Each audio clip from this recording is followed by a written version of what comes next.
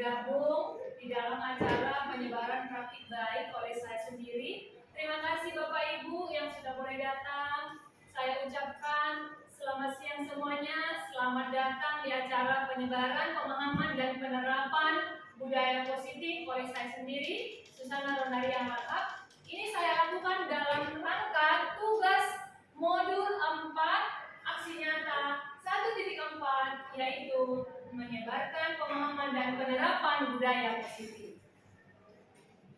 Bapak Ibu, kita mulai dari diri kita sendiri dulu ya. Apapun ceritanya, kalau sesuatu tidak dimulai dari diri sendiri, tidak akan mungkin berjalan.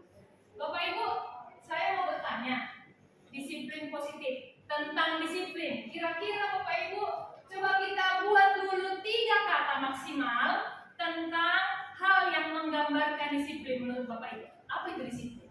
Silakan, saya kasih waktu 1 menit. Silakan berpikir Bapak Ibu. Disiplin itu adalah apa ya? Bolehlah angkat tangan? Silakan. Ya, silakan Ibu.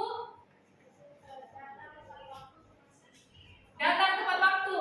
Terima kasih. Apa itu disiplin menurut Bapak Ibu? 3 kata minimal, maksimal. Disiplin itu apa ya Bapak Ibu? Silakan yang lain.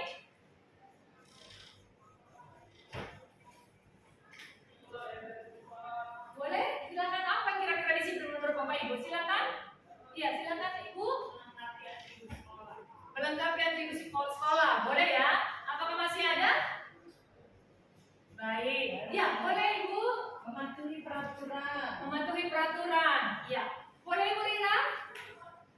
Mengikuti peraturan sekolah sih tadi. Sama ya, mengikuti peraturan sekolah. Terima kasih.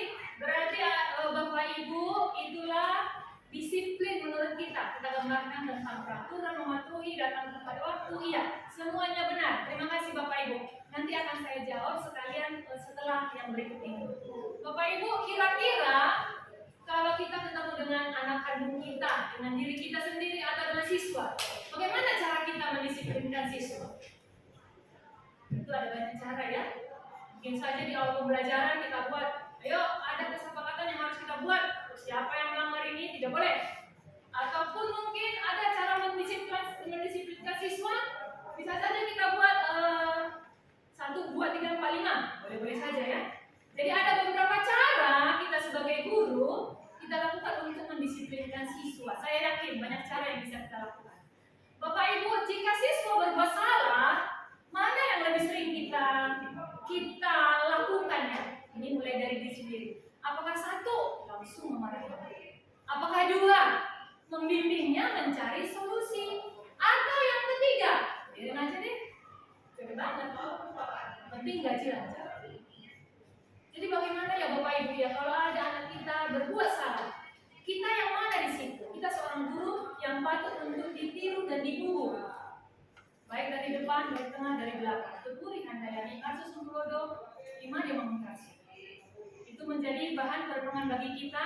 Bapak Ibu, nanti akan saya jelaskan ada 7 hal. Yang pertama, bolehkah memaksa? Bagaimana paradigma pembelajaran yang baru? Bagaimana itu tentang motivasi? Bagaimana itu tentang kebutuhan dasar? Atau bagaimana posisi kontrol kita sebagai guru? Bagaimana keyakinan kelas yang sudah kita buat di dalam kelas kita masing-masing? Dan bagaimana itu segitiga restitusi? Baik Bapak Ibu, yang pertama akan saya jelaskan tentang pengantarnya, yaitu disiplin positif. Disiplin positif adalah pembiasaan yang kita lakukan, hal-hal yang baik, mencakup perilaku ataupun tutur kata kepada seluruh warga sekolah, siswa, seluruh warga sekolah, dan berkembang menjadi kebiasaan dan juga mandiri dan bertanggung jawab. Jadi kebiasaan itu kita lakukan supaya tumbuh disiplin positif. Baik itu sebagai siswa, sebagai guru, dan sebagai warga sekolah. Pertama, sebenarnya Bapak Ibu, apakah kita boleh memaksa ya? Hai nak, kamu wajib mengerjakan PR itu sebanyak 20. Catat buku sampai habis 20 lembar. Apapun ceritanya, kamu harus tanggal 10 bulan 10 kumpul. Masa gitu aja kamu nggak bisa nak? Gimana ya? Masa gitu aja fungsi di sini tanya sama ibu? Masa kamu gitu aja nggak bisa? Bapak Ibu, sadarkah kita bahwa kalimat itu yang kita katakan itu adalah merupakan intimidasi kepada siswa. Siswa bertanya, Bu, bagaimana Nur? Masa kamu itu aja nggak bisa? Kamu wajib tanggal 3 kita ujian. Wajib dalam 5 hari kamu menyelesaikan tugasmu. Ya. Apakah itu suatu intimidasi bagi dia atau bagaimana? Baik, mari kita belajar. Bapak Ibu, ada perkataan begini. Dipaksa dulu dong, baru berhasil. Gak apa-apa, kita paksa aja dulu. Nanti terbiasa kok siswanya. Benarkah begitu? Kita paksa dulu dia. Kita yakini bahwa dia akan terbiasa dengan hal itu. Benarkah begitu? Memang Bapak Ibu, benar. Ada kalanya benar. Bisa saja itu berhasil, kita paksa dulu dia. Bisa saja itu berhasil, tapi ingatlah Bapak Ibu, itu berhasil dalam jangka waktu yang pendek. Karena ada pengawas. Kalau nggak ada pengawasnya, tahu lagi saya tidak dulu juga pernah siswa. Baik Bapak Ibu, jadi akhirnya adalah perilaku yang tadi itu adalah tidak menjadi kebiasaan, hanya dia tunduk patuh jika ada pengawas. Kemudian siswa akan antipati pada tindakan yang dipaksakan. Kemudian mereka tidak akan bisa merdeka terhadap potensi diri mereka, karena akan dipaksa. Jadi mereka mau berbuat pilihan ini tidak bisa, harus itu yang dibilang begitu, dipaksa. Bapak Ibu, menurut Ki Hajar Dewantara yang sudah kami pelajari, sebenarnya Bapak Ibu bahwa Ki Hajar Dewantara menyarankan bahwa disiplin yang kuat adalah syarat utama untuk mencapai kemerdekaan. Syarat utama kemerdekaan dalam hal apa? Merdeka belajar, merdeka kita sebagai guru. Maka untuk mencapai menciptakan siswa yang merdeka diperlukan disiplin yang kuat, dan disiplin itu tidak bisa kita bangun dengan paksaan. Harus datang dari motivasi intrinsik. Baik, Bapak Ibu, pembelajaran yang pertama adalah dengan paradigma baru. Sebenarnya di K13 kita sudah tahu pembelajaran tentang berpusat pada siswa. Di kurikulum Merdeka itu juga lebih ditekankan. Sebenarnya di kurikulum K13 kita sudah tahu belajar yang berbeda, tapi di K13 ditekankan kembali pembelajaran berdiferensiasi. Pembelajaran berdiferensiasi sehingga semua itu nanti akan mewujudkan profil pelajar Pancasila. Kita tahu apa profil pelajar Pancasila ya? Ada dia Bhinneka Kebinekaan Global, gotong royong, kemudian kreatif, kemudian berketuhanan, kemudian juga mandiri. Itulah target kita Bapak Ibu. Maka oleh karena itu hal yang harus kita lakukan, yang pertama kita harus memahami dulu motivasi supaya kita bisa menciptakan profil pelajar Pancasila. Bapak Ibu, kita memiliki motivasi. Siswa juga, kepala sekolah juga memiliki motivasi. Ada 3 motivasi yang dimiliki setiap orang. Harus kita sadari, memang sudah sadar kita, tapi saya kasih penyedaran. Saya bukan mengajari ya Bapak Ibu, saya hanya berbagi. Saya tidak lebih dari Bapak Ibu, hanya berbagi tentang hal-hal yang saya dapatkan. Ada 3 motivasi. Motivasi yang pertama menghindari rasa sakit atau kumat. Yang kedua untuk mendapatkan penghargaan. Yang ketiga untuk menghargai diri sendiri. Yang pertama menghindari rasa sakit. Ketika siswa datang on time nih, ya kita tanya, nah kenapa kamu datang cepat? Saya takut dihukum Bu. Nanti Pak Roy menghukum saya. Oh ya, itu siswa A. Kemudian siswa B kita tanya, kamu kenapa cepat datang? Iya Bu, biar saya digelari siswa teladan. Oh iya. Kemudian siswa C kita tanya, Agnes, kenapa kamu cepat datang? Ibu, kenapa kamu tidak pernah terlambat? Iya Bu, itulah saya. Saya dididik oleh orang tua saya untuk menghargai waktu. Jadi, di mana dan saat kapan mau hujan, mau tidak hujan, saya datang. Itulah saya. Kalau bukan itu bukan saya, kata si Agnes. Nah, jadi Bapak Ibu ada 3 level motivasi. Ketika guru datang ke sekolah on time, dia takut ditegur kepala sekolah apa enggak? Ketika guru datang on time, apakah memang itu supaya dia digelari guru teladan? Ketika guru datang on time, apakah memang itu jati dirinya? Itu nilainya. Nilai guru tidak bisa diambil oleh yang lain. Itu ciri khas diri. Itu luar biasa ya. Dalam mengajar, dalam siswa, dalam kita, dalam rumah tangga. Baik Bapak Ibu, yang pertama menghindari rasa sakit ini pasti dia akan berusaha berpikir, Jadi dia akan berusaha untuk menutupi supaya jangan dihukum ini. Pernah satu pengalaman begini, saya panggil anak saya, anak kandung saya. Bang, kenapa kamu nggak kasih tahu mama tentang tugas ini? Katanya apa? Jangan marah ya, Ma. Ya. Abang takut mama marah sama mama. Aduh. Jadi hati saya berkata begini, aduh anakku ini sudah lagi sama saya. Nah, akibat dari menghindari rasa sakit, menghindari hukuman, menghindari saya marah, berbohong. Dia berbohong sama sakit. Jadi Bapak Ibu siswa juga begitu. Untuk menghindari, udah bekerja, Bapak yang buat ini nak, kau yang mengerjakan ini sendiri. Iya Bu, rupanya dia mencontek. Untuk menghindari supaya dia tidak hukum. Begitu ya Bapak Ibu ya. Apakah itu baik? Kita coba lihat. Jadi anak ibu, jadi teman Bapak Ibu yang baik, yang hebat. Sebagai pendidik kita seharusnya berhati-hati dalam menyikapi perilaku siswa agar dapat menanganinya secara tepat. Tidak hanya solusi praktis yang bersifat sementara atau menghukum, tapi membuat siswa menyadari akibat dari perbuatannya itu agar dapat membuatnya belajar dari kesalahan dan berusaha tidak mengulanginya. Itulah yang kita harapkan. Jangan jatuh pada lubang yang sama. Untuk motivasi yang kedua Bapak Ibu mendapat penghargaan seperti tadi ya. Mungkin ini pada anak SD yang sudah selesai, boleh cepat pulang. Tidak penghargaannya ya. Atau misalnya dia dapat 3 kali 6. Siapa yang dapat itu Ibu kasih permen. Itu anak SD. Kalau anak SMA apa yang kira-kira Bapak Ibu yang kita kasih penghargaan? Oh, kalau kamu mengerjakan 10 soal ini, Ibu kasih nilai bonus. Misalnya ya anak SMA ya. Baik Bapak Ibu. Apakah itu baik? Bagaimana kira-kira? Salahkah kita memberikan reward kepada siswa? Tidak. Tapi hati-hati Bapak Ibu.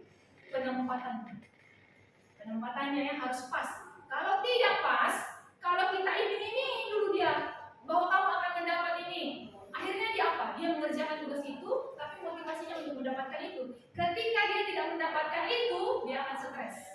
Oh, udah, nggak perlu saya lagi, nggak dapat aku kok itu. Udahlah. Tapi kalau kita untuk motivasi yang ketiga Bapak Ibu yaitu menghargai diri sendiri begini. Jangan kita kasih tahu dulu apa reward yang kita kasih. Biarkan siswa itu mengerjakannya secara serius, secara jujur. Setelah selesai, baru kita umumkan. Yang berhak untuk mendapat ini adalah ini, kita kasih sesuatu. Jadi siswa itu akan merasa begini, ternyata ibu ini peduli rupanya sama kami dan akhirnya aku dapat sesuatu ini. Pengalamannya ini Bapak Ibu, ketika saya CGP kemarin, saya tidak berharap apapun, tapi waktu ibu kepala sekolah mengumumkan di lapangan dan menyuruh kami untuk berbaris dan memberikan sedikit sesuatu di amplop rewardnya, dan itu bagi saya nih, rupanya begini, dan saya senang. Bukan dibilang ibu itu pada waktu masuk kamu ambil dan nanti saya kasih kamu hadiah, bukan gitu enggak. Ketika selesai semua pekerjaan siswa, pekerjaan saya dikasih reward, itu dia yang paling utama. Begitulah cara kita memberikan apresiasi kepada siswa. Jangan diduluankan dulu, tapi di akhir. Supaya dia memang benar. Kalau dia berhasil mantap, kalau dia nggak berhasil nggak apa-apa. Jadi ketika di awal kita janjikan, dia akan mengerjakan itu dan mengejar rewardnya. Jadi kalau nggak dapat dia akan stres. Udahlah, jadilah. Dia akan merasa nggak akan mau lagi untuk berkompetisi. Baik, itu motivasi ya Bapak Ibu. Ada 3 motivasi manusia. Yang berikutnya ada 5 kebutuhan dasar kita Bapak Ibu. 5 kebutuhan dasar yaitu adalah yang pertama, yang namanya manusia pasti dia bertahan hidup. Sandang, papan, pangan, kesehatan, kemudian untuk bertahan hidup. Bisa ya dia? Yang berikutnya rasa kasih sayang dan rasa diterima. Ibu ingin dikasih sayangi oleh Bapak Ibu semua. Siswa kita ingin dikasih sayangi oleh kita. Dan siswa kita ingin loh dia diterima di kelompoknya. Dan kita ingin diterima di kelompok guru-guru ini. Bisa saling menerima, saling menyayangi itu adalah suatu kebutuhan kita, Bapak Ibu. Dan itu juga kebutuhan yang utama. Kemudian kebutuhan yang berikutnya adalah kebebasan. Ada perkataan siswa begini, siap-siaplah saya tidur kalau ibu itu masuk. Siap-siaplah saya tidur kalau ibu itu masuk. Kenapa bisa begitu? Kenapa bisa begitu ya? Kalau ibu itu sudah siap datang, siap-siaplah saya tidur. Kenapa pula bisa begitu? Karena apa, Bapak Ibu, mungkin saja Bapak Ibu, kita sebagai guru mengajar satu metode aja. Terus itu aja dari awal sampai akhir, terus itu. Jadi mereka mungkin sudah bosan, mereka ingin adalah free time Bu, adalah game Bu. Gak boleh kita buat, gak boleh, harus turun. Akhirnya mereka gak bebas. Terus ketika menjawab soal pun harus sesuai dengan yang ditentukan guru. Sementara mereka kreatif untuk membuat segala macam, gak ada kebebasan di dalam menjawab soal. Akhirnya mereka itu adalah kebutuhan dasar manusia, kebebasan. Saya juga bebas beraktivitas, bebas untuk mengajar, bebas untuk membuat metode mengajar apapun, bebas untuk berkreasi. Itu adalah kebutuhan dasar manusia. Kemudian Bapak Ibu, kesenangan. Saya butuh loh kesenangan kalau libur jalan-jalan.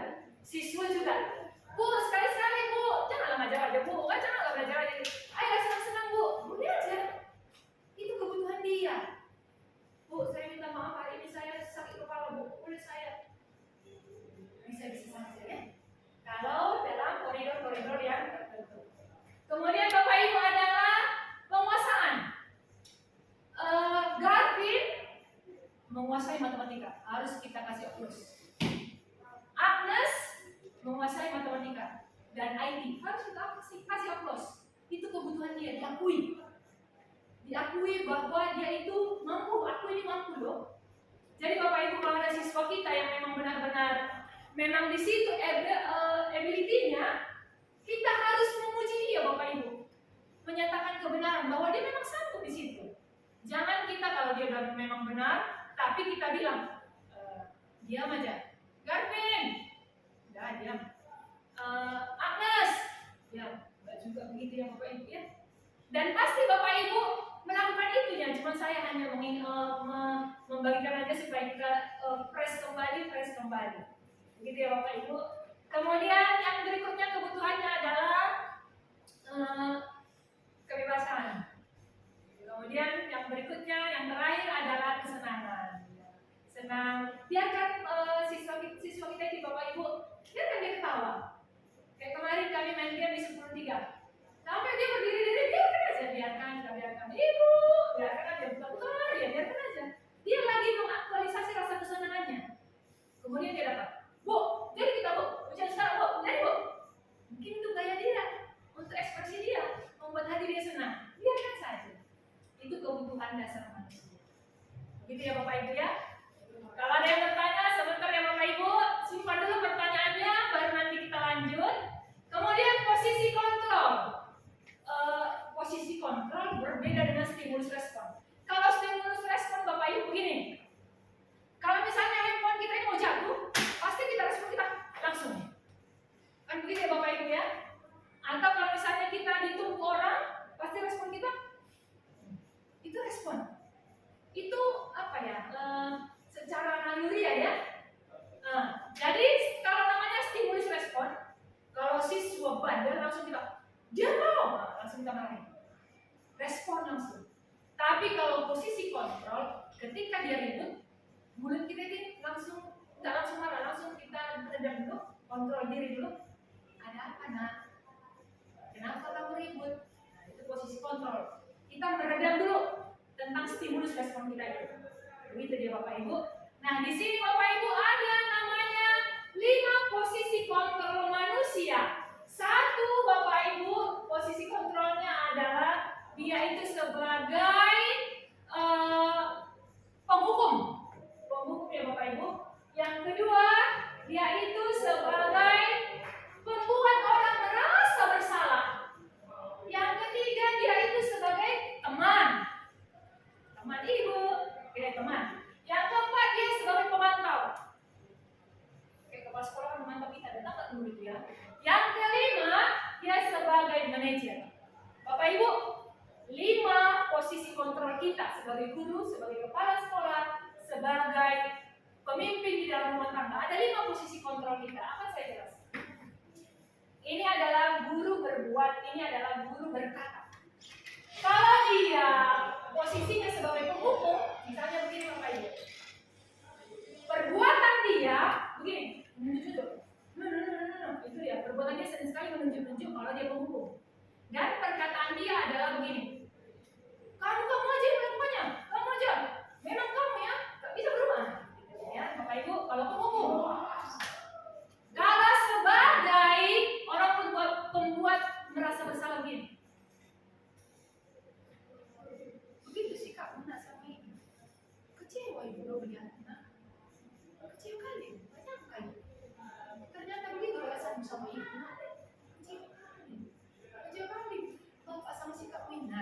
Jadi itu membuat rasa bersalah anak.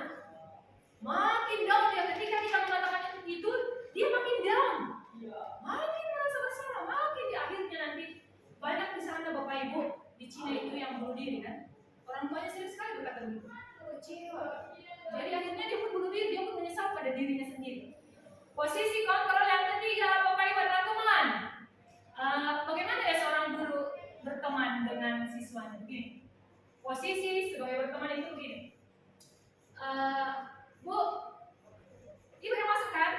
Ya, nah, Bu, pokoknya semuanya siswa itu dekat dengan dia dan siswa itu menggantungkan harapan ke guru tersebut. Paham ya? Kalau posisi teman, kita jadi posisi teman untuk siswa. Siswa itu totalitasnya nanti menggantungkan harapannya ke kita. Jadi kalau nggak ada kita, dia akan teler, bingung. Mau ngapain apa? Bisa yang ngerjain. Jadi siswa itu menggantungkan harapannya ke guru. Dia nggak berdiri. Posisi kontrol yang keempat adalah pemantau. Ini dia Bapak Ibu. Pemantau ini begini. Kalau kita ada, dia kerjain. Kalau kita tidak ada, tidak akan kerjain.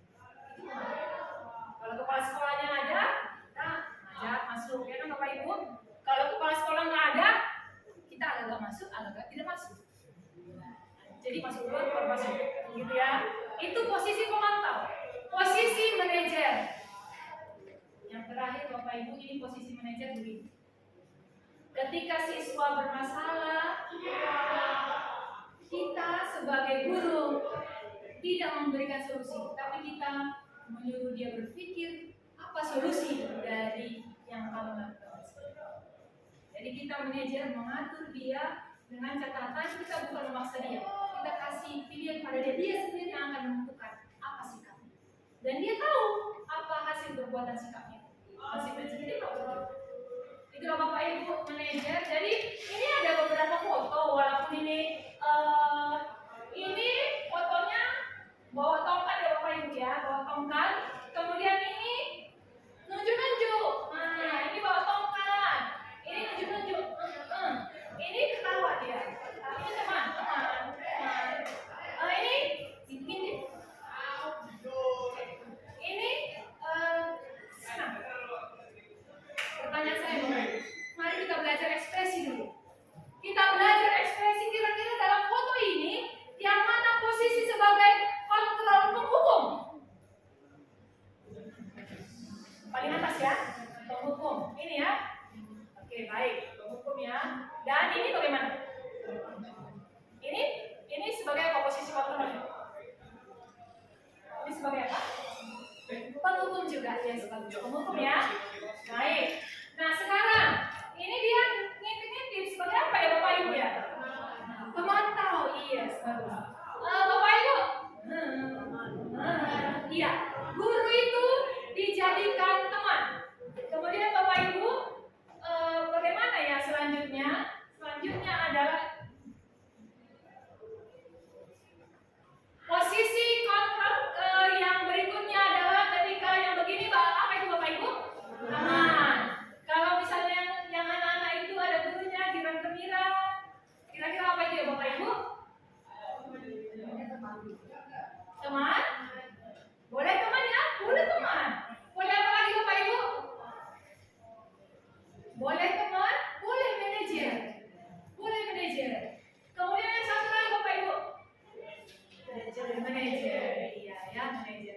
Jadi Bapak Ibu, saya berbagi ini ada 5 posisi kontrol kita dalam menangani siswa atau anak kandung kita ataupun suami atau istri kita mungkin ya. Jadi ada 5 hal yang kita lakukan. Kita sebagai guru bisa saja sebagai penghukum. Kita sebagai guru bisa saja sebagai pembuat merasa bersalah. Kita sebagai guru bisa saja sebagai teman. Kita juga sebagai guru bisa saja sebagai orang pemantau. Dan bisa saja sebagai manajer. Itu posisi kontrolnya ya Bapak Ibu. Ada banyak di sini. Kemudian dampaknya. Dampaknya Bapak Ibu, kalau misalnya dampaknya untuk penghukum itu Bapak Ibu, begini lebih lanjutnya ya. Baik. Ada hukuman, ada restitusi, ada konsekuensi, ada restitusi. Yang pertama hukuman. Bisa ya kita paham ya, hukuman itu berarti kita menghukum siswa. Kalau konsekuensi itu, kalau kamu datang terlambat, ya udah kamu dihukum 1 les pelajaran. Konsekuensinya, kalau kamu tidak nilaimu 3 pelajaran tuntas, 3 tidak tuntas, ya nggak bisa 3 kelas. Itu konsekuensi. Kalau kamu siswa SMA 5 harus pakai atribut, itu konsekuensinya. Kalau nggak pakai atribut, ya kena. Kemudian Bapak Ibu ada namanya restitusi. Ini yang mau kita pelajari nanti. Jadi kalau hukuman, dia itu jangka panjang berakibatnya.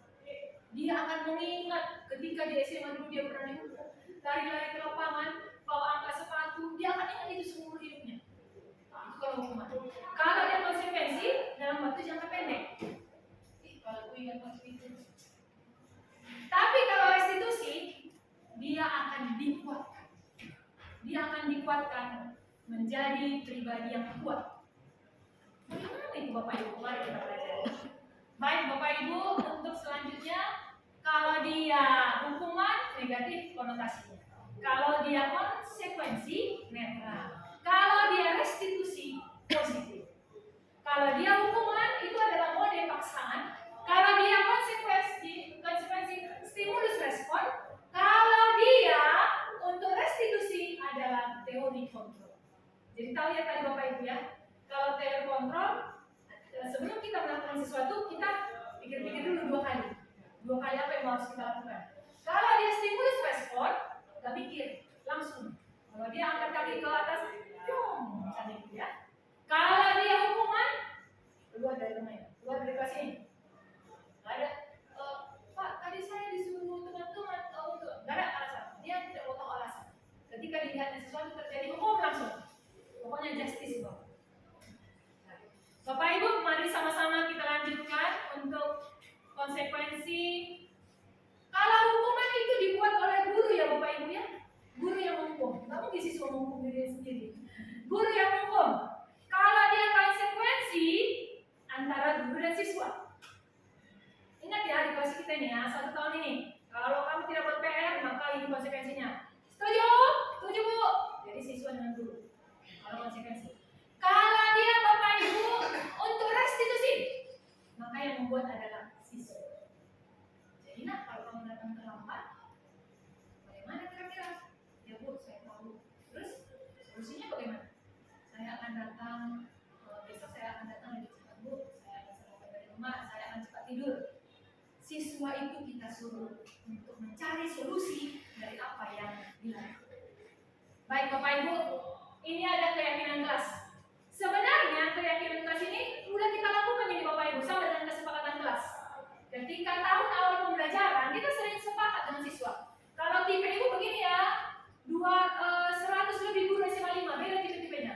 Kalau Ibu begini, ada 3, kamu harus on time, kamu harus tepat waktu mengumpulkan tugas, terus absenmu jangan sekian. Itu ya, kalau itu kalian lakukan, kita sepakati, kamu akan selamat 1 tahun ini. Ada mungkin kesepakatan kelas kita atau keyakinan kelas. Sama itu Bapak Ibu, ini juga begitu. Keyakinan kelas. Apa bedanya Bu keyakinan kelas dengan peraturan? Peraturan ini ya, peraturan. Tahu ya peraturan. Jangan merokok. Jangan memakai narkoba. Jangan terlambat. Kan itu peraturan ya. Nah, Bapak Ibu kita lihat dulu. Kalau misalnya keyakinan kelas itu bagaimana? Begini. Peraturan itu dilarang loh mencoret-coret bangku dan meja. Maka dalam keyakinan kelas atau kesepakatan itu kita buat kata-kata yang positif. Jadi untuk jangan tidak ada lagi. Yaitu mari selalu menjaga kebersihan. Itulah keyakinan kelas. Kata-katanya lebih positif. Peraturannya adalah dilarang berkelahi. Maka untuk keyakinannya adalah saling menghormati. Peraturannya adalah selalu kembalikan buku ke tempatnya di perpustakaan. Maka keyakinan kelas kita adalah bertanggung jawab. Dan lain-lain sebagainya, dilarang melakukan kekerasan. Kemudian keselamatan, menghormati orang lain. Itulah keyakinan kelas kita. Jadi Bapak Ibu, keyakinan kelas dengan peraturan itu tidak bertentangan. Sejalan hanya kalau peraturan itu kata-katanya mau kadang negatif kata-katanya, jangan. Kalau peraturan kelas mengutamakan kata-katanya positif. Kalau dia sepihak. Kalau dia keyakinan kelas, kita bersama. Kita yang buat, kita dong yang menjalaninya, kita yang mematuhinya. Kalau peraturan biasanya dilakukan sepihak dan ya, terus sampai ke bawah dari tahun sekian peraturan SMA 5 sampai sekian terus begitu ya Bapak Ibu ya. Dan kalau dia keyakinan itu adalah motivasi intrinsiknya. Kalau dia peraturan, motivasi ekstrinsik. Aku datang mentai karena peraturan sekolah kok, karena di luar dari dirinya. Aku ngajar mentai karena peraturan sekolah kok. Tapi kalau keyakinan kelas, kenapa kamu datang cepat Danica? Iya Bu, memang saya selalu begini Bu. Iya, itu dia. Itu nilai dia. Tanpa ada peraturan pun dia sudah begitu dididik orang tuanya. Itulah keyakinan. Motivasi dari intrinsik. Baik Bapak Ibu, itu sedikit perbedaannya kata-katanya. Kalau penghukuman kadang negatif kata-katanya karena pakai tidak. Bapak Ibu, ini ada, tapi suaranya mungkin saya buat di kelas 10-12. Di kelas 10-12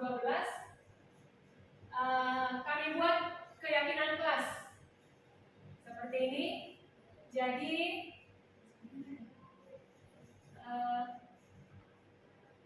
inilah yang kami lakukan. Kami ambil kertas karton, suaranya tidak benar. Ya. Kami ambil kertas karton, kemudian sticky note saya berikan satu-satu. Saya dibantu ketua kelas menjalankan sticky note-nya satu-satu. Kemudian saya mengatakan begini, anak-anak ibu, ini saya lakukan pun Bu, karena baru dapat ilmunya makanya saya lakukan. Kalau dari dulu saya tahu pasti saya lakukan. Kan begitu ya Bapak Ibu ya. Jadi saya kasih sticky note, kemudian mereka tulis satu orang satu tentang keyakinan kelas kita. Artinya apa yang mau kita buat di kelas ini tapi dalam hal yang positif. Ini saya buat begini mereka, kemudian saya arahkan satu-satu membuatnya, satu-satu membuatnya. Dan akhirnya Bapak Ibu setelah saya kasih pengantar saya bagikan sticky note-nya. Dan sebelumnya ketua sudah saya suruh untuk membagi setiap orang, kemudian dituliskan. Ada banyak 36 siswa, 36 lah, ditempelkan di papan tulis. Ada saya karton Bapak Ibu, kemudian mereka satu-satu nempel, satu-satu nempel, satu-satu nempel, satu-satu nempel. Dan setelah itu Bapak Ibu, saya verifikasi. Saya verifikasi karena ini tidak ada suaranya. Bolehlah kita lanjutkan ya. Mereka lagi menulis, maka akan saya lanjutkan untuk video berikutnya. Mereka menempel satu-satu ke depan tentang keyakinan kelas yang mereka buat dari diri mereka sendiri. Tempel satu-satu, setelah selesai duduk kembali. Setelah selesai duduk kembali, dan kemudian saya akan memverifikasi. Artinya kalau ada yang sama cukup sekali tulis saja. Kalau ada yang sama cukup sekali tulis. Kalau ada yang sama cukup sekali tulis. Kalau di sini on time, di sini datang tepat waktu kan sama ya. On time dengan tepat waktu sama. Turunkan ke bawah. Bapak Ibu, kesepakatan kelas kami ini sudah saya verifikasi. Kemudian turunkan. Kemudian ya begitu Bapak Ibu, saya pilih-pilih dan akhirnya kesepakatan kelas 10-12. 12 itu adalah sebelum itu terjadi Bapak Ibu, supaya itu meyakinkan kami bersama, karena itu dari kami oleh kami, maka harus saya buat tanda tangan supaya jangan ada yang dusta di antara kita. Saya buat tanda tangannya 36 orang maju satu-satu. Ini ya tanda tangan kita, ini kesepakatan kelas kita lakukan bersama, tidak dipaksa loh, kita yang buat masing-masing. Kemudian mereka 36 orang, dan akhirnya inilah kesepakatan kelas kami atau keyakinan kelas kami. Ada wajib on time, ada konsisten, tertib dalam pembelajaran, saling menghargai, solidaritas. Itulah keyakinan kelas kami 10-12, ada 11 itu.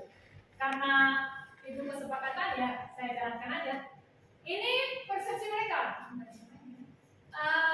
Kata si Barkis begini, kami bersyukur ada keyakinan kelas ini.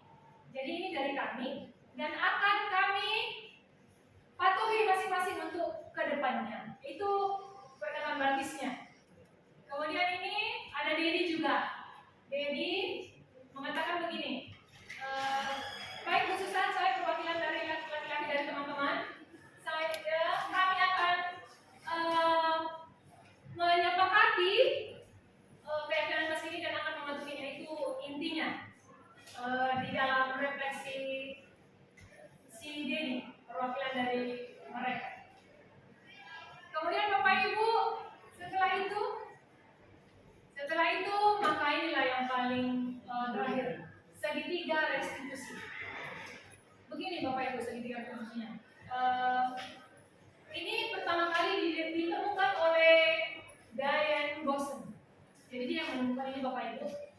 Diane Boston mengatakan begini, restitusi adalah metode untuk menyusun kembali model disiplin di sekolah. Kemudian restitusi berfokus pada solusi, bukan pada masalah. Artinya fokus kita pada solusinya apa, bukan pada masalahnya. Masalahnya misalnya gini, lari-lari anak-anak pecahlah kaca, ngaku. Jadi fokus yang paling utama bukan pada nampaknya yang pecah, tapi pada apa solusi yang kita buat untuk menyelesaikan ini. Belajar kok ya, berilah jangan lari-lari kau, pecahkan nama itu, ganti lagi. Ada begitu ya. Kalau restitusi bukan begitu. Kita ajak dia apa solusi yang kita pikirkan untuk napo pecah. Memang Bapak Ibu, ini penemunya Diane Rose ya. Ciri-cirinya adalah satu, restitusi itu bukan untuk menebus kesalahan, namun untuk belajar dari kesalahan. Yang kedua, restitusi itu memperbaiki hubungan. Jadi ketika kita menghukum siswa, Bapak Ibu sadar apa enggak, itu disimpannya loh dalam hatinya. Hatinya tersakiti loh, dan dia akan mengingat itu. Kata-kata kita yang pedas itu akan diingatnya loh seumur hidupnya. Aduh, ibu itu iya, sakit kali ya. Sampai nanti dia 5 tahun 10 tahun akan diingat. Tapi Bapak Ibu, restitusi memperbaiki hubungan guru dengan siswa. Kemudian yang ketiga, restitusi itu bukan paksaan, tapi tawaran. Bukan kita paksa. Kau ya, ganti. Bukan gitu. Modelnya tidak begitu. Tapi tawar. Bagaimana nak? Ibu tahu orang tua tidak mampu. Bagaimana kira-kira menurut pendapatmu? Jadi kita saling tawar menawar. Yang keempat, Bapak Ibu, restitusi itu adalah menuntun bukan menuntut. Ini agak-agak dengan P agak beti. Menuntun bukan menuntut. Jadi kalau dia bermasalah atau sudah tersesat, menuntun bukan dituntut. Harus. Kalau menuntut harus ya. Kalau menuntut, akhirnya bagaimana? Ada 6 filosofi restitusi. Yang pertama, Bapak Ibu sadarkah kita manusia itu nggak ada yang sempurna? Anak-anak pun nggak ada yang sempurna. Kita saja sebagai guru nggak sempurna. Kan sama. Yang kedua, setiap manusia tahu sebenarnya dia berbuat salah. Kalau nggak tahu dia udah keterlaluan nih. Kalau guru juga tahu dia berbuat salah. Kalau dia pura-pura nggak tahu lah. Yang ketiga, semakin disalahkan dan dikritik, kok ya sudah bandel mengerjakan pajak lagi, nilai matematika pun 60 pun tak ada. Jadi kalau dia semakin disalahkan, semakin dikritik, dia tidak akan percaya diri. Dia akan berusaha pada kesalahan. Kalau dia tidak dia tidak akan percaya diri. Dia akan terus ingat pada masalah tersebut. Yang berikutnya landasannya adalah bahwa proses dari restitusi mengutamakan setiap individu karena diri sendiri yang menyelesaikan dan memperbaikinya, bukan guru yang menyelesaikannya, diri sendiri, siswa sendiri. Yang kelima, proses restitusi bukan membuka kesempatan bagi setiap siswa meraih sukses, bukan meraih gagal. Yang keenam, individu yang tumbuh dari proses restitusi menjadi lebih mengerti bahwa kesalahan adalah hal yang biasa, sehingga siswa tersebut pun akan melakukan restitusi pada orang lain. Bapak Ibu, kalau kita lakukan yang bagus pada si Agnes, yakin dan percayalah, aku Agnes ini juga akan melakukan sesuatu yang bagus pada si Darwin. Dan si Darwin itu juga akan melakukan sesuatu yang bagus pada yang lain. Tapi kalau kita menyakiti hati dia pun akan belajar untuk menyakiti hati orang lain. Kayak dengan kusut begitu ya Bapak Ibu ya. Kayak begitu lagi. Nah ini ada 3 tahapannya. Yang pertama validasi masalah. Yang kedua adalah validasi tindakan. Yang ketiga adalah menyatakan keyakinan. Agak-agak nggak nampak. Yang pertama menstabilkan identitas. Ada nanti videonya, tapi videonya ini pokoknya ada suara. Menstabilkan identitas itu begini Bu, Bapak Ibu. Misalnya ada siswa, ketika kita berkeliling dia catatannya nggak lengkap. Ketika maka kita bilang begini, kita katakan begini. Semua orang pernah berbuat salah.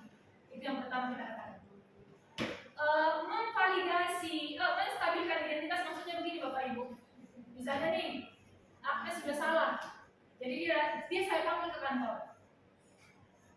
Tahu kamu dipanggil Agnes? Tahu Bu. Kenapa? Karena saya salah. Saya tidak lengkap catatan. Oke. Terus kita katakan begini Bapak Ibu. Karena rekamannya nanti nggak ada suaranya. Agnes, setiap manusia memang ada yang sempurna. Semua pasti pernah berbuat salah. Hari ini Agnes berbuat salah. Kemarin-kemarin ibu juga pernah berbuat salah. Jadi ketika itu kita katakan Bapak Ibu, coba bagaimana? Kalau itu saya katakan kepada ibu, bagaimana sikap ibu? Apakah menjauhi saya atau enak? Menjauhi saya atau enak? Kalau itu saya katakan, misalnya Bapak Ibu terlambat nih, bukan tugasnya. Saya katakan, kamu tahu kok, nak, kamu dipanggil ke kantor ngapain? Ya Bu, kenapa begini? Iya, semua manusia pasti tidak ada yang sempurna. Hari ini kamu bersalah. Kemarin juga pernah ibu bersalah. Bagaimana perasaan dia siswa tersebut? Lega ya, lega. Bagaimana perasaan si Agnes tersebut tadi? Merasa dimengerti. Iya benar ya. Dia pasti gak akan takut untuk ngomong sama kita. Kalau kita korek-korek lagi. Jadi siswa itu kita ubah statusnya. Jadi orang gagal menjadi orang sukses. Itu dulu yang pertama Bapak Ibu. Kalau status dia kita buat tetap menjadi orang gagal, gak akan bisa kita nyambung. Kita harus membuat dulu dia stabil dulu identitasnya. Tapi sebelum kita buat dia stabil identitasnya, kita harus stabil dulu Bapak Ibu. Gurunya nggak stabil, nggak mungkin dong bisa menstabilkan orang. Kita harus stabil. Kalau kita emosian, nggak usah lakukan restitusi. Berdosa, menambah dosa. Kalau kita gurunya nggak stabil, nggak usah lakukan.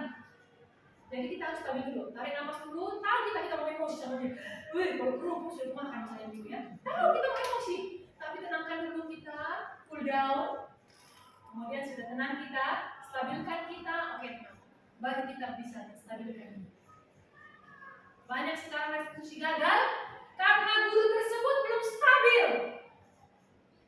Gitu. Jadi, kemudian ketika kita ngomong, Agnes, hari ini kamu bersalah. Kamu tahu kan itu salah, nak? Iya Bu, saya tahu. Kalau jawaban siswanya, saya nggak tahu itu salah. Salah Bu. Kita jelaskan itu salah.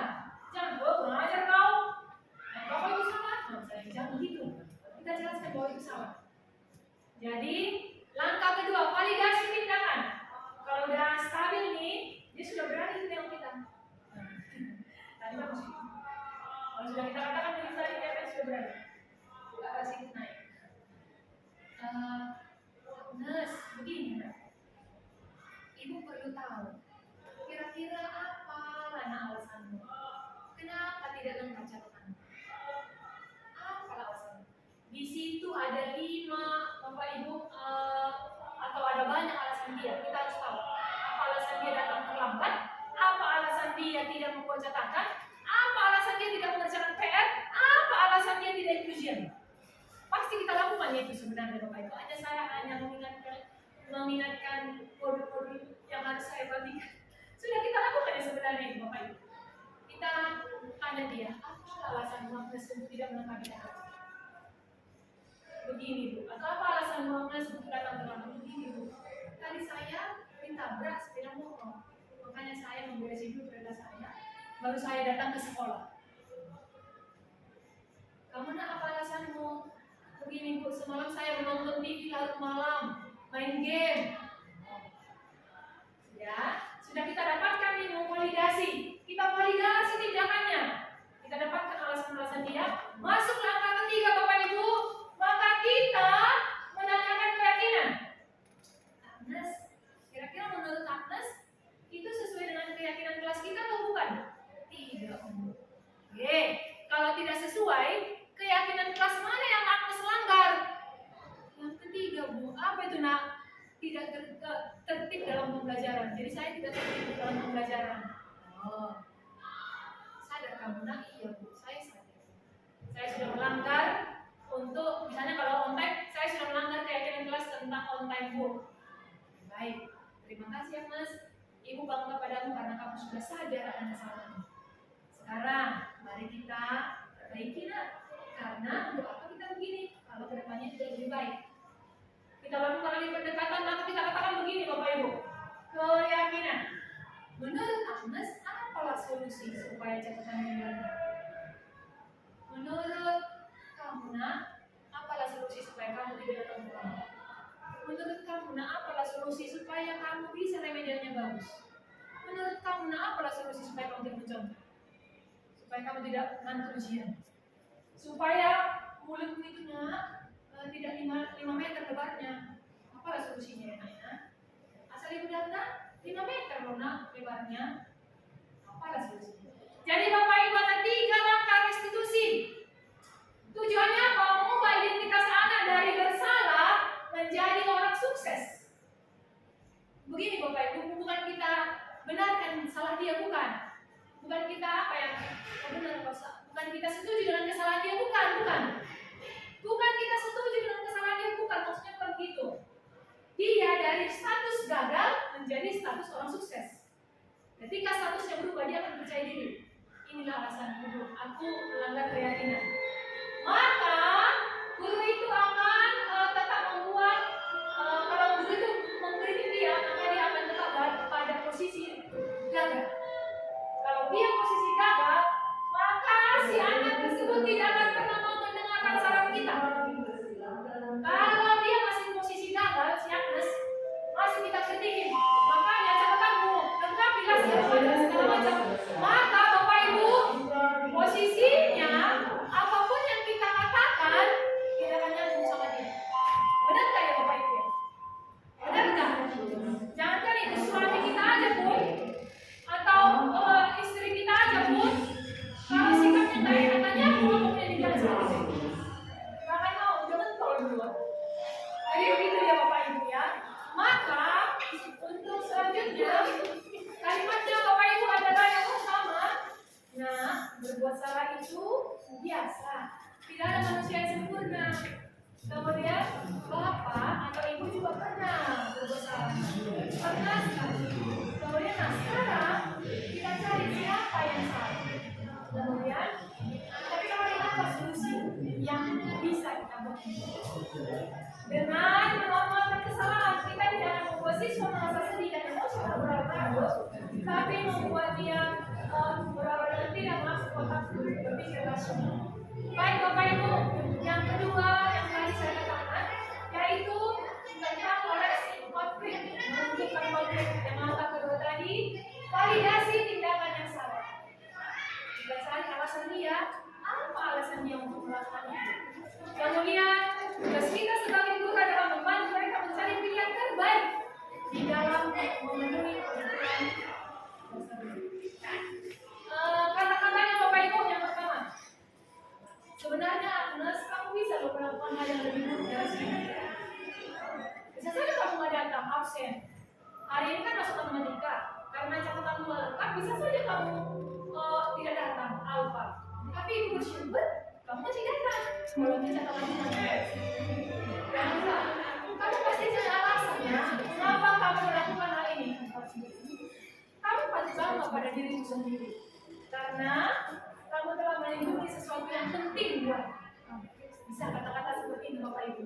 Kemudian yang ketiga Bapak Ibu, ketika restitusi itu kita percayai, maka akan muncul sosok-sosok yang menginspirasi. Kata-katanya dalam langkah ketiga ya Bapak Ibu, Kita kan sudah membuat keyakinan kelas. Apakah itu sesuai? Kamu mau jadi orang apa kalau berubah seperti itu, nak? Jadi bagaimana untuk selanjutnya ke depan? Apa bayangan kita tentang sekolah yang ideal kalau kamu melakukan itu, nak? Ya, kita tanyakan keyakinan yang sudah kita buat. Jadi Bapak Ibu, identitasnya harus stabil, kita memperbaiki diri, baru kita bisa mencari solusi. Nah, ada Bapak Ibu begini, ada yang mau saya berikan. Ciptakan situasi yang positif dulu, ajak siswa menganalisis kesalahannya, kemudian beri ruang pada siswa untuk memikirkan apa solusi yang terbaik. Ini ada contohnya Bapak Ibu, tapi tidak harus orang. Dia ini masih bagus. Si bagus itu tidak lengkap catatannya. Maka ketika saya menemukannya, saya berkata begini. Ada videonya tapi suaranya ya. Itu tentang si bagus. Dan yang satu lagi ini refleksi dia. Katanya begini, saya di situ dipanggil oleh Susan.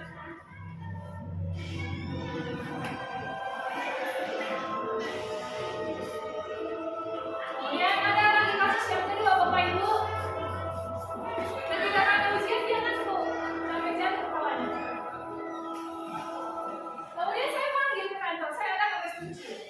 Yohana. Jadi setelah saya ada restitusi dengan 3 langkah tersebut, kita buat dulu status dia menjadi orang sukses. Kita cari alasan-alasan dia. Kemudian yang ketiga adalah kita cari bagaimana solusinya. Kita solusi dari kedua. Apa solusi yang harus kita buat benar? Jadi begitu Bapak Ibu, dan dia akan menyatakan refleksinya. Saya bersyukur. Untuk depannya saya akan bisa lebih baik lagi.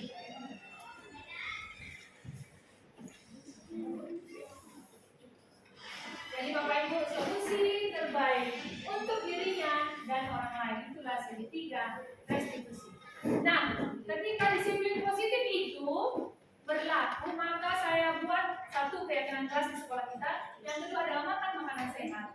Ini kami ada di kelas 10-12 membudayakan disiplin positif, yaitu makan makanan sehat yang terhindar dari pecin-pecin. Dan saya suruh memang bawa dari rumah. Kemudian ada nasi, ada sayur, ada ikan atau daging.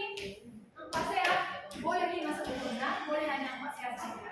Ada buah, kemudian kami makan bersama, dan setelah itu tanggapan mereka adalah, Bu, kita bekerja begini sering-sering, kita jadi lebih sehat, fisik lebih sehat.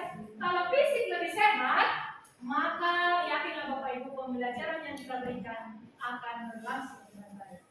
Kalau fisiknya sudah tidak sehat, apapun yang kita bilang nggak menyambung. Jadi ini ada budaya positif yang saya buat. Contohnya di kelas saya sendiri, yaitu kelas 10-12 tentang makan makanan sehat.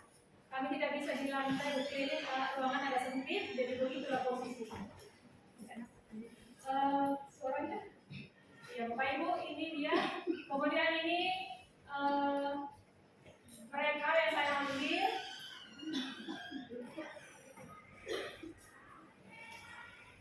Dan setelah itu Bapak Ibu, ada refleksi yang saya buat. Ini ada Cita. Cita berkata, Bu, sering-sering aja dibuat. Seru loh Bu, kami jadi lebih sehat. Itu refleksinya. Kemudian ini Bapak Ibu ada juga Airo, refleksinya begitu. Maka setelah itu saya lakukan, ada 2 hal yang mau saya budayakan tentang yang pertama tadi keyakinan kelas, yang kedua adalah budaya positif, yaitu makan makanan sehat. Itulah program saya untuk modul 1-4 di sekolah SMA Negeri 5. Terima kasih Bapak Ibu. Saat ini jika ada saran, jika ada pendapat, pertanyaan, saya berikan kesempatannya untuk sesi ini. Silakan Bapak Ibu. Baiklah Bapak Ibu, kalau tidak ada pertanyaan, saya mengucapkan terima kasih buat Ibu Kepala Sekolah, buat Bapak Ibu yang sudah berkenan untuk menghadiri praktik baik yang saya lakukan. Semoga apa yang saya lakukan Bapak Ibu boleh bermanfaat untuk kita bersama dan kita sama-sama belajar bagaimana cara mendisiplinkan siswa kita sehingga motivasi yang muncul adalah bukan motivasi ekstrinsik tapi motivasi intrinsik yang itu akan bertahan lama sampai dia selesai dari sekolah kita tercinta. Terima kasih Bapak Ibu. Sekian dan terima kasih. Selamat siang. Kesempatan yang diberikan kepada saya bersyukur pada hari ini saya boleh mengikuti tentang modul yang disampaikan oleh Bu Susan tentang budaya positif. Dari materi yang dipaparkan ada banyak hal yang bisa saya ambil yang merefresh saya kembali tentang bagaimana membuat anak-anak tidak dalam posisi menghukum, tetapi bagaimana kita membuat restitusi, bagaimana supaya anak itu sadar akan kesalahan yang dia lakukan. Kemudian yang kedua, bagaimana saya juga sebagai seorang guru menerapkan disiplin positif di dalam kelas yang saya bimbing, seperti contoh tadi itu membuat keyakinan kelas. Dan ada banyak sebenarnya yang saya dapat, sungguh luar biasa pemaparan hari ini. Kiranya apa yang sudah disampaikan itu boleh juga membangun saya, mendorong saya untuk membuat yang lebih baik lagi seperti yang sudah dipaparkan. Terima kasih.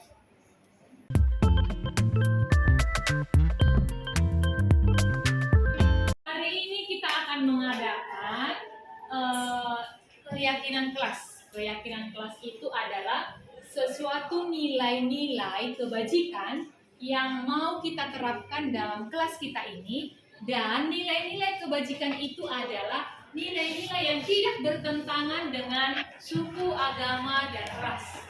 Jadi disiplin positif itu harus kita terapkan di kelas kita itu melalui salah satunya adalah dengan menerapkan keyakinan kelas 10-12. Baik, nah sekarang Ibu nanti akan membagikan ini. Tulislah satu keyakinan kelas yang akan kita sepakati bersama. Kira-kira apa keyakinan kelas kita ini yang mau kita terapkan di 10-12, yang nanti setelah kita terapkan itu kita patuhi bersama. Jadi keyakinan kelas itu anak ibu tidak bertentangan dengan peraturan kelas. Keyakinan kelas itu berasal dari motivasi dalam hati kita, motivasi intrinsik yang harus kita penuhi dan kita taati di kelas 10-12. Bisa ya nak ya? Paham? Baik, ini akan ibu bagi satu-satu untuk Marsha dan yang lainnya akan dibagi. Nah sekarang diterapkan dalam kelas kita ini. Pikirkan satu saja nilai keyakinan kelas yang akan kita capai. Silakan anak ibu dituliskan. Tadi teman kita sudah membagikan masing-masing. Silakan dituliskan. Siapa lagi yang belum dapat anak ibu ini? Silakan dituliskan satu nilai keyakinan kelas yang akan kita patuhi bersama masing-masing. Silakan dituliskan. Dan kalau sudah selesai Anda tulis anak ibu, silakan tempelkan di sini. Kamu tempelkan masing-masing, kamu tempelkan masing-masing. Silakan dipikirkan apa nilai-nilai kebajikan yang akan kita terapkan di kelas kita ini masing-masing. Silakan. Fire kayak mana? Kalau sudah, silakan tempel di depan. Yes, bagus. Kemudian nilai-nilai keyakinan kelas itu anak ibu, pakailah kata-kata yang positif. Misalnya nih, jangan terlambat. Itu kata-kata jangan ada ya. Sebaiknya kata-kata yang berkonotasi negatif jangan dipakai.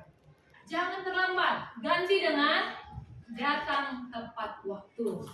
Begitu ya nak? Paham maksud ibu? Iya. Buat kalimat keyakinan kelas kita yang bernuansa, berkonotasi positif. Jangan yang negatif. Ya? Baik, kalau sudah silakan tempel di sini di depan.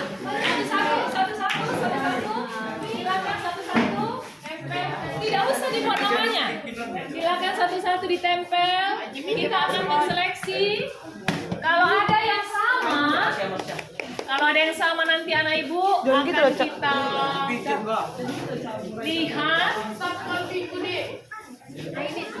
Coba kita tempel satu-satu. Oke, silakan duduk yang sudah. Kita sudah selesai menempel keyakinan kelas kita masing-masing. Sekarang ibu akan melihat apakah ada yang sama atau tidak. Kita lihat ya.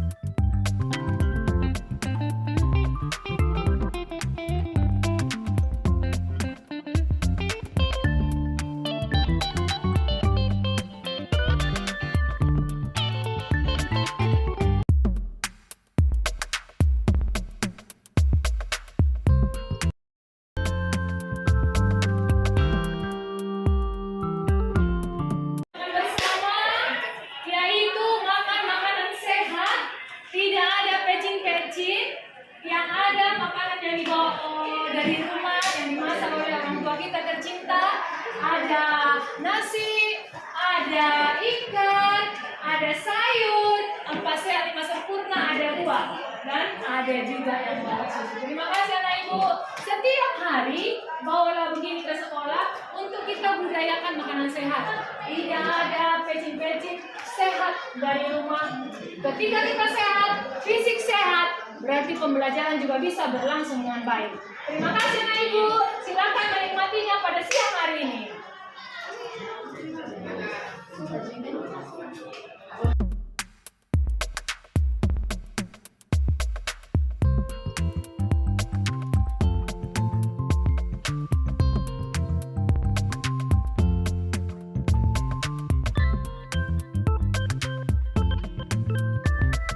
Dengan adanya program 4 Sehat 5 Sempurna ini, saya merasa senang karena lebih sehat membawa makanan dari rumah dan juga terhindar dari makanan-makanan yang mengandung pecin berlebihan. Tentunya juga lebih ramah.